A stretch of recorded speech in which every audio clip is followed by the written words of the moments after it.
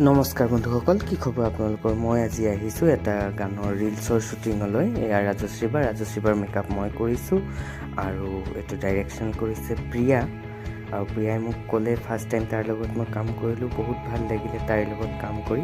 আৰু চেলিব্ৰিটি আছিলে, এয়া বৈভৱী আছিলে, বৈভৱী ৰিলছ কৰি হৈ গ'ল। তাৰপিছত প্ৰিয়াই এয়া তাইক অকণমান দেখুৱাই দিছে, তাইক দেখুৱাই দি আছে। তাৰপিছত বৈভৱীও তেনেকৈ প্ৰেক্টিছ কৰি পেলাই তাই ৰিলছটো বৰ ধুনীয়াকৈ তাই কৰিলে।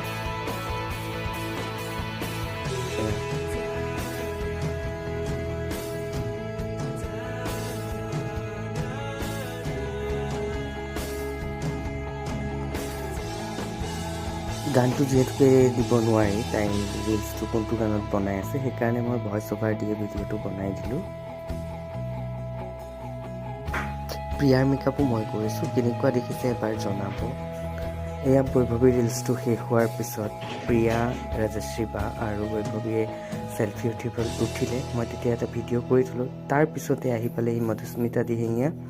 এয়া মধুস্মিতাক খুব ধুনীয়া দেখিছে আৰু তাই নিজেই বাৰু মেকআপ লৈ আহিছে আৰু তাই খুব প্ৰেক্টিছত ব্যস্ত হৈ আছে। তাই গম নোপোৱাকৈ মই এটা ভিডিঅ' বনাই দিলোঁ।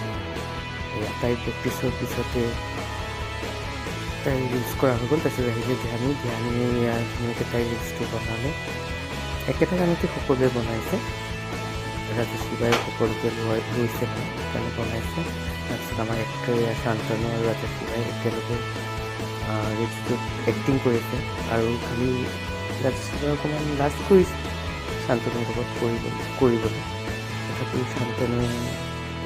শান্তনুৱে মেনেজ কৰিলে বা তাৰপিছত বৰ ধুনীয়াকৈ কৰিলে। তাৰপিছত এয়াই আছিলে আজি শ্বুটিঙৰ ভিডিঅ'। আপোনালোকে মেকআপ কেনেকুৱা পালে জনাব। ধন্যবাদ।